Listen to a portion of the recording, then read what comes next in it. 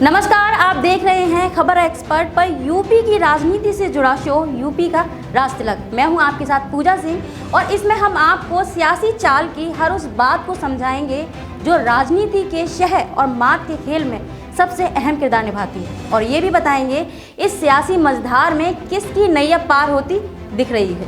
UP के राजतिलक में हम खबर एक्सपर्ट पर आगरा की 9 विधानसभा सीट के बारे में पूरे विश्लेषण के साथ समझाएंगे। इन सभी सीटों पर 2022 में क्या सियासी मिजाज रहने वाला है और किस सीट पर किस पार्टी का पलड़ा भारी दिख रहा है। इस शो में हम आपको बताएंगे कि विधानसभा चुनाव 2022 में आगरा की विधानसभा में किसका हो सकता है राजतिलक।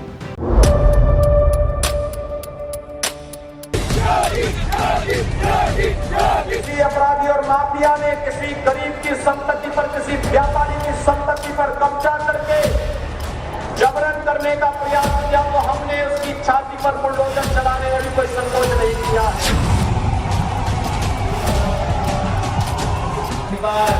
पूरी ईमानदारी से अगर विजय किसी के होने जा रही है तो समाजवादियों की विजय इस बार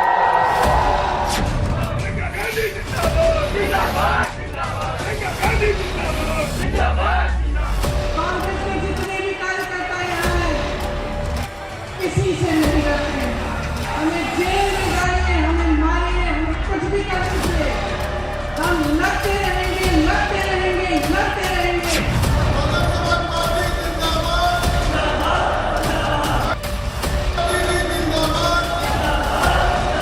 बीएसपी जो कहती है वे करके भी दिखाती है।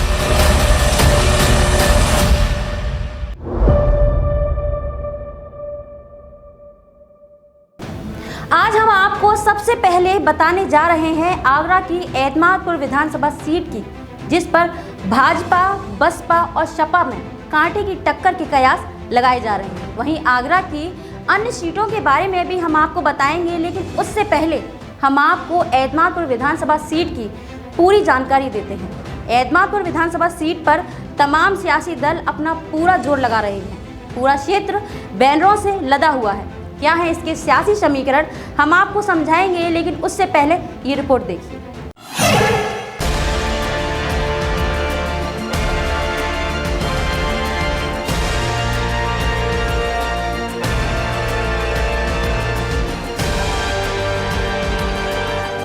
पश्चिमी यूपी में आगरा जिले के अंतर्गत आने वाली विधानसभा 86 एतमादपुर है।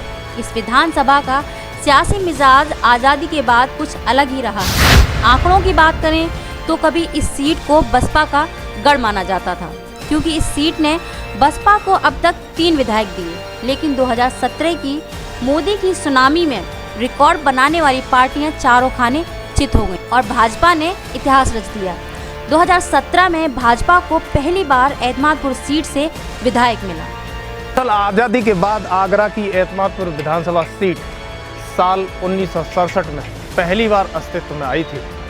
इस सीट पर सोशलिस्ट पार्टी से चौधरी मुल्तान सिंह सबसे पहले विधायक बने थे। इस सीट पर साल 1952 से 1962 के मध्य 2 विधायकों का चुनाव हुआ करता था। एक विधायक सामान्य वर्ग से और एक आरक्षित वर्ग का विधायक हुआ करता था। दरअसल 2017 के यूपी विधानसभा चुनाव में भाजपा को प्रचंड बहुमत मिला।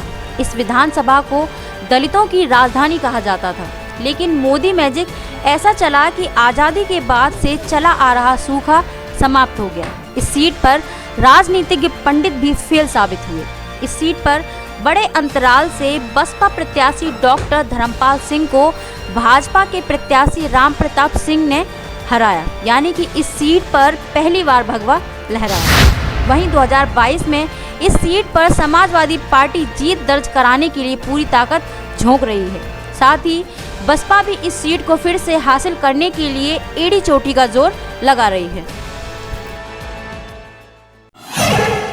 अब बात आगरा की एतमादपुर विधानसभा सीट की है, तो हम आपको बताते हैं 2017 के नतीजे। लेकिन ये सीट 2012 से पहले अनुसूचित जाति के लिए रिजर्व थी और 2017 में आगरा की एतमादपुर विधानसभा सीट पर 68% मतदान हुआ है।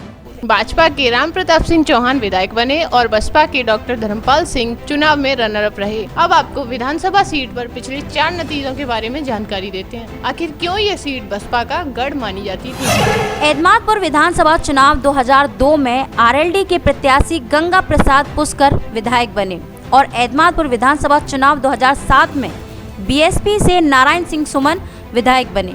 एतमादपुर विधानसभा चुनाव 2012 में बीएसपी से डॉक्टर धर्मपाल सिंह विधायक बने। तो वहीं 2017 में समीकरण बदले तो भाजपा की जीत दर्ज हुई, जिसमें भाजपा के राम प्रताप सिंह चौहान ने बसपा के डॉक्टर धर्मपाल सिंह को भारी मतों से हराया और सपा प्रत्याशी रही राजा बेटी बघेल तीसरे स्थान पर रही। और अब बारी है एतमादपुर विधानसभा सीट पर चुनावी जंग की, जो आगरा की सभी विधानसभाओं से अलग नजर आती है, जहां एक से बड़ा एक राजनीतिक धुरंधर मैदान में है, जिसमें सबसे ज्यादा भाजपा में उम्मीदवारों की भरमार हो रही है, जिसमें सबसे बड़ा चेहरा पहले नंबर पर भाजपा से वर्तमान विधायक राम प्रताप सिंह चौहान और दूसरे नंबर पर डॉक्टर धर्मपाल सिंह, जो बसपा से 2012 में विधायक रहे, लेकिन 2022 में साइकिल की सवारी करने के लिए तैयार हैं। वहीं तीसरे नंबर पर बसपा से सर्वेश बघेल, जहां पार्टी ने उन्हें अपना उम्मीदवार घोषित किया है। ये सबसे बड़े 3 चेहरे हैं जहां एतमादपुर विधानसभा में चुनावी जंग होने वाली है। अब हम आपको एतमादपुर विधानसभा सीट पर सिलसिलेवार तरीके से सभी कद्दावर चेहरों के बारे में जानकारी देंगे, ताकि आपको इनके सियासी रसूख और ताकत का अंदाजा लग पाए। इसमें सबसे पहला नंबर आता है वर्तमान विधायक राम प्रताप सिंह चौहान का। दरअसल राम प्रताप सिंह चौहान ने भाजपा से पहली बार 2012 में चुनाव लड़ा, जब उन्हें 52,000 वोट मिले और हार हुई। लेकिन 2017 की मोदी लहर में सभी पार्टियों के राजनीतिक पंडित फेल हो गए और भाजपा के राम प्रताप सिंह चौहान विधायक बने। इस सीट पर क्षेत्र में राम प्रताप सिंह चौहान की मजबूत पकड़ है, जिनकी संख्या इस सीट पर सबसे ज्यादा है। इसी के साथ साथ पाल और बघेल समाज के वोटरों पर भी वर्तमान विधायक की अच्छी पकड़ बताई जा रही है और इसी के चलते 2022 के लिए मजबूत दावेदारी पेश कर रहे हैं। अब आपको एतमादपुर विधानसभा सीट के दूसरे बड़े चेहरे की जानकारी देते हैं, जो हाथी की सवारी को छोड़कर साइकिल पर सवार हो गए, और ये है डॉक्टर धर्मपाल सिंह। डॉक्टर धर्मपाल सिंह 2012 में बसपा की सीट पर विधायक बने, लेकिन 2017 में हाथी की सवारी पर थे, जब उनकी हार हुई और ये बसपा छोड़कर सपा में शामिल हुए। क्षेत्रीय और दलित वोटरों के बीच डॉक्टर धर्मपाल की मजबूत पकड़ मानी जाती है, जिनकी तादाद इस सीट पर अच्छी खासी है। और अब बारी है आपको एतमादपुर विधानसभा सीट पर तीसरे बड़े चेहरे की जानकारी देने की, जो कि बसपा का ही चेहरा है, और ये है सर्वेश बघेल। सर्वेश बघेल को बसपा ने एतमादपुर विधानसभा सीट से अपना प्रत्याशी और प्रभारी घोषित कर दिया है। सर्वेश बघेल की दलित वोटरों के बीच मजबूत पकड़ है और बघेल वोटर्स के बीच भी सर्वेश बघेल की मजबूत पैठ है, जिनकी तादाद इस सीट पर निर्णायक भूमिका अदा करती है। इन सब खूबियों के साथ ये बसपा से 2022 के लिए सबसे मजबूत चेहरा है। ये तमाम वो चेहरे हैं जो 2022 के लिए दावेदारी पेश कर रहे हैं। आपको क्या लगता है 2022 में किस पार्टी का पलड़ा भारी रहेगा? इस सीट पर ज़्यादा जानकारी के लिए वरिष्ठ पत्रकार और समाज सेवी डॉक्टर अरुण उपाध्याय हमारे साथ जुड़ चुके हैं। देखिए, जहाँ तक लोकतंत्र में इलेक्शन की बात है, तो निश्चित है कि सबसे पहले उस प्रत्याशी की छवि क्या है क्षेत्र में, और प्रत्याशी ने उस क्षेत्र में कितना इन मूलभूत समस्याओं को लेकर के कार्य किया है। तीसरी चीज़ यहाँ आती है कि जातिगत आधार पर निश्चित ही एतमादपुर विधानसभा में लोग लड़ते रहे हैं और चुनते रहे हैं। ये केवल एतमादपुर विधानसभा ही नहीं, पूरे उत्तर प्रदेश में जातिगत आधार पर ये जातियाँ हावी रही हैं। जो प्रत्याशी जिस जाति का आ जाता है, वो प्रत्याशी उस पार्टी को वोट ले जाता है। यहाँ पार्टीगत कम, नीतिगत कम, जातिगत आधार ज़्यादा है, लेकिन समस्याएं भी अपने आप में बहुत ही प्रबल हैं। बचपन से देखते चले आ रहे हैं कि सड़क, पानी, बिजली, रोटी, इनकी समस्याएं हैं जो अभी तक बरकरार हैं। आखिर में जो जब हम 21वीं 22वीं सदी में जा रहे हैं, जहाँ नेटवर्क और 4G 5G की बात करते हैं, सड़क वही हैं, पानी की समस्याएं भी वही हैं, कपड़े, खाना पीना, गरीबी भी लगभग थोड़ा सा स्तर उठा है, लेकिन मुझे लगता है कि एक पेरीफरी है जो हिंदुस्तान की, जो भारत माता की जो पेरीफरी है, वहाँ लोग अभी भी उसी जीवन यापन कर रहे हैं, उसी गरीबी की रेखा के नीचे पल रहे हैं। जितनी बड़ी एतमादपुर विधानसभा है, उतनी ही बड़ी समस्याएं भी हैं। दरअसल एतमादपुर विधानसभा में नहरों का पानी प्रॉपर तरीके से न मिलना, उपजाऊ भूमि का बंजर होना, वहीं गौवंशों द्वारा फसलों का बर्बाद होना, इसके साथ साथ एतमादपुर विधानसभा में विद्यार्थियों के लिए कोई खेल का मैदान न होना, ये 2022 में बड़ा मुद्दा साबित हो सकते हैं। दरअसल पार्टियों ने सभी ने राज किया है, वादे भी किए हैं, लेकिन पूरा किसी ने नहीं किया है। ये तो आने वाला वक्त बताएगा कि 2022 में एतमादपुर विधानसभा की जनता किसके सर ताज पहनाती है। तो चलिए अब आपके दावे और वादों की बात करते हैं। तो वर्तमान विधायक राम प्रताप सिंह चौहान क्या कहते हैं? वो कहते हैं कि तमाम काम क्षेत्र में हुए हैं, जबकि विपक्ष कहता है कि काम केवल कागजों में दिखा है। मुझे लगता है हजारों करोड़ रुपए का विकास हुआ है, और चाहे वो सड़कों के जाल बिछे हों, चाहे वो पुल बने हों, चाहे फ्लाईओवर बने हों, चाहे अस्पताल बने हों, चाहे स्कूल बना हो, हर क्षेत्र में और बड़ी संख्या में पुल और पुलिया बने हैं।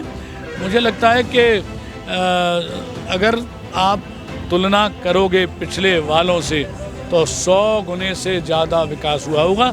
हम जिस सड़क पर खड़े हैं, यही सड़क आप देख लो, तो वो उसका भी विकास हो रहा है। तो मुझे लगता है कि हजारों करोड़ रुपए का विकास हुआ है इस सरकार के समय में। और मैं खुद क्षेत्र में लगातार घूमा हूँ, लगातार पहले भी रहा हूँ, तब की स्थिति क्या थी और आज सड़कों की स्थिति क्या है, वो अंतर देख लें। आज बिजली अच्छी आती है, आज सिंचाई के लिए, पानी के लिए परियोजना जो हमने बनवाई थी उस पर क्रियान्वयन शुरू हो गया है। जल्दी आपको बहुत अच्छा कई क्षेत्रों में पानी आ गया, यहाँ भी अच्छा पानी सब में मिलने वाला है। और साथ ही साथ पूरे क्षेत्र के अंदर शिक्षा के लिए विद्यालय की आवश्यकता थी, तो वो भी खुशहालपुर में बन गया है। और पुल केवल 3 पुल इधर अजमातपुर ब्लॉक में, सुरेरा पे, छत्तीगढ़ी से नगला गोवर्धन पे, जसुआ नगला से और खेरी के लिए, वरन उसके साथ साथ 2 पुल यमुना पे बने हैं। तो आज 50 किलोमीटर की दूरी 5 मिनट में पूरी कर रहे हैं वो लोग। तो ये बहुत बड़े काम हुए हैं। मैंने जो बात करी थी, सड़क, बिजली, पानी, स्वास्थ्य और शिक्षा, हर क्षेत्र में काम हुआ है। सड़कें बनी हैं, स्वास्थ्य के लिए अस्पताल बने हैं, शिक्षा के लिए विद्यालय बने हैं, और पेयजल के लिए अनेकों पेयजल भरन पेयजल योजना और अन्य तमाम तरह की पेयजल योजना बनी है। शहरी क्षेत्र अजमातपुर के लिए 667 करोड़ रुपए की हमने एक PFR तैयार हो गई है, उस पर भी काम हो रहा है। तो कोई क्षेत्र ऐसा नहीं है जिसमें काम ना हुआ हो। और सबसे बड़ा 4 मंदिरों का सौंदर्यीकरण और जीर्णोद्धार हो रहा है, चाहे वो आशावरी मैया का मंदिर हो, चाहे टेढ़ेश्वर मंदिर हो, चाहे अमरखिला में झालवी बाबा का मंदिर हो, चाहे शिव मंदिर हो, हर क्षेत्र में। और सबसे बड़ी बात जो हमने कहा, सबका साथ सबका विकास, तो न जाति देखी न धर्म देखा, हर जाति के गांव के अंदर सीसियां बनी होंगी, हर जाति के लिए TTSP और समर लगी हैं, और एक जगह हैंडपम्प लगे हैं। तो मुझे लगता है कि कोरी बातें करने वाले लोग, अब जनता भी जानती है विकास का, ये ड्रामा मेरे पे नहीं होता।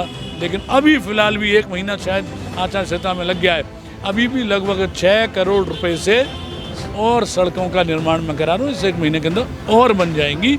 साथ ही साथ PWD के माध्यम से भी लगभग अभी 5 करोड़ का काम, और इसी महीने में शिलान्यास उसके हो जाएंगे। तो अधूरे पड़े काम थे। ये गोवल का फाटक 5 साल समाजवादी शासन पूर्व के विधायक जी पर नहीं हो पाया था, तो मैंने अपने बनने के बाद कराया था। तो अधूरे काम भी जो पूरे किए और नए कामों की झड़ी लगी है। भाजपा का विकास तो धरातल पे कुछ नहीं है, कागजी में वो विकास दिखाई दे रहा है कागजों पर। 2022 में बहुजन समाज पार्टी 5वीं बार मुख्यमंत्री बनने जा रही है। आपको अपनी कितनी दावेदारी प्रतिशत में दिखाई दे रही है कि कौन से नंबर पर? हम अपने क्षेत्र में विधानसभा एतमाद विधानसभा 86 में हम जा रहे हैं, क्षेत्र में लोगों से जनसंपर्क कर रहे हैं, घर घर जा रहे हैं। तो आज एतमाद विधानसभा वैसे तो हमेशा BSP की ही मजबूत रही है, और इस बार लोकल प्रत्याशी होने के नाते, बघेल समाज का प्रत्याशी होने के नाते, इसको बघेल समाज plus party plus other vote भी लोकल के नाते मिलने जा रहा है, और इससे काफ़ी अच्छी जीत होगी। अब आप सोच रहे होंगे बसपा और भाजपा के होने वाले प्रमुख दावेदारों का पक्ष हमने आपको दिखाया, लेकिन अगर बात करें समाजवादी पार्टी की, तो जब हमारे संवाददाता ने समाजवादी पार्टी के प्रत्याशी से उनका पक्ष लेने की बात कही, तो वे समय न होने की बात कहते हुए नजर आए। तो चलिए हम आपको बताते हैं कि 2017 में भाजपा ने इस सीट पर बड़े मतों से जीत हासिल की। उस पर क्या बड़ा फैक्टर रहा और आगामी विधानसभा चुनाव में किसका रंग ज्यादा दिख रहा है और कौन किस पर भारी हो सकता है। और फिर से रुक करते हैं पश्चिमी यूपी के जानकार, वरिष्ठ पत्रकार और समाज सेवी डॉक्टर अरुण उपाध्याय का। ये सीट जो एतमादपुर विधानसभा की सीट है, यहाँ पर बीजेपी पहली बार जीती है और यहाँ बहुजन समाज पार्टी या इससे पहले अन्य पार्टियाँ हावी रही हैं, यहाँ पर प्रत्याशी रहे हैं। यहाँ कांग्रेस का प्रत्याशी बहुत पहले एक बार रहा है, बीजेपी ये पिछली बार रही है। लेकिन अगर कहीं भी जाति के आधार पर हम देखें एतमादपुर विधानसभा में, तो निश्चित मुझे लग रहा है कि अगर कोई भी प्रत्याशी बघेल समाज से आता है तो वो विजयी हासिल होगा। यहाँ पार्टी को परे हट करके वैसे कुल मिलाकर के देखा जाए तो यहाँ बसपा का वोट बैंक ज़्यादा है। अगर बसपा का प्रत्याशी कोई भी प्रत्याशी हो बघेल समाज से हो गया तो सुनिश्चित विजयी यहाँ पर होगा, अन्य दूसरे तीसरे नंबर पर होंगे। देखिए, मैं एतमादपुर की बात करूँ तो पानी की समस्या बहुत ज़्यादा है यहाँ पर। शिक्षा के क्षेत्र में पिछड़ा हुआ क्षेत्र है ये। युवाओं के लिए यहाँ पर कोई भी क्रीड़ा स्थल नहीं है, कोई भी स्टेडियम नहीं है। 3 चीज़ें युवा वर्ग को चाहिए। शिक्षित चाहिए, यहाँ कोई डिग्री कॉलेज नहीं गवर्नमेंट का, इंटर कॉलेज भी एतमादपुर विधानसभा में गवर्नमेंट का नहीं है, यहाँ पर कोई स्टेडियम नहीं है। बहुत से गांव ऐसे हैं जहाँ खारा पानी आता, बहुत दूर दूर से लोग करके पानी आते हैं। तो पानी की समस्या, शिक्षा की ये समस्या, और यहाँ पर कोई भी ऐसी नहर नहीं है जिससे यहाँ पर किसानों को सिंचाई के लिए उचित साधन मिल सके, उचित पानी मिल सके। तो पानी की समस्या है, बिजली की समस्या है, शिक्षा की समस्या है और बेरोजगारी तो यहाँ पर है ही। भले ही दुर्भाग्य से हमारा ताजमहल पास में है तो इसकी वजह से हम लोग इससे कहीं न कहीं प्रभावित हो रहे हैं। बिल्कुल मुद्दा है एतमादपुर विधानसभा में, मुद्दा है यहाँ पर पानी का, मुद्दा है यहाँ पर शिक्षा का, मुद्दा है यहाँ पर रोजगार का, और मुद्दा है यहाँ पर खेलकूद के प्रांगणों का, जिसकी बहुत कमी है। खैर, आने वाले चुनावों में जो भी हो, लेकिन हमने आपको पुराने आंकड़ों के आधार पर और वरिष्ठ पत्रकार के आधार पर ये रिपोर्ट पेश की है। चलते चलते हम आपको अवगत करा दें कि इस सीट पर अगर बघेल वोट और क्षेत्रीय वोट एक हो जाता है तो भाजपा का पलड़ा 2022 में फिर से भारी हो सकता है। लेकिन बघेल समाज बसपा के अपने प्रत्याशी की ओर मुड़ जाता है तो इस सीट पर फिर से बसपा का पलड़ा भारी हो सकता है। लेकिन बघेल समाज ने 2017 के विधानसभा चुनाव में सपा से अपने ही समाज के प्रत्याशी को वोट न देकर भाजपा की ओर मुड़ गए, जिससे 2017 में भाजपा ने रिकॉर्ड मत जीत हासिल की। हालांकि चर्चा ये भी है कि सपा के प्रत्याशी डॉक्टर धर्मपाल सिंह के व्यक्तिगत संबंध क्षेत्र में काफ़ी अच्छे हैं, जिसके चलते इस सीट पर तीनों का कड़ा मुकाबला होने वाला है। आगरा की अन्य विधानसभाओं में 2022 में क्या होने वाला है, इसकी पूरी रिपोर्ट खबर एक्सपर्ट पर आपको बेबाकी के साथ हम दिखाएंगे।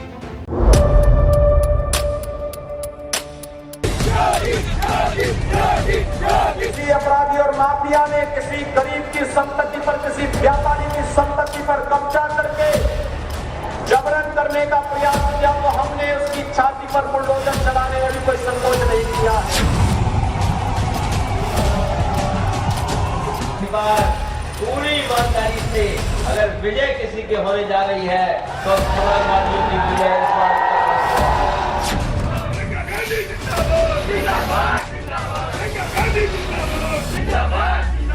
कांग्रेस के जितने भी कार्यकर्ता यहाँ हैं, किसी से नहीं डरते हैं।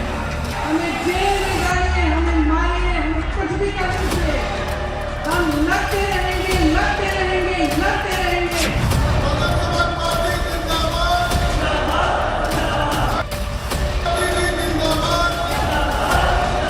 बीएसपी जो कहती है वे करके भी दिखाती है।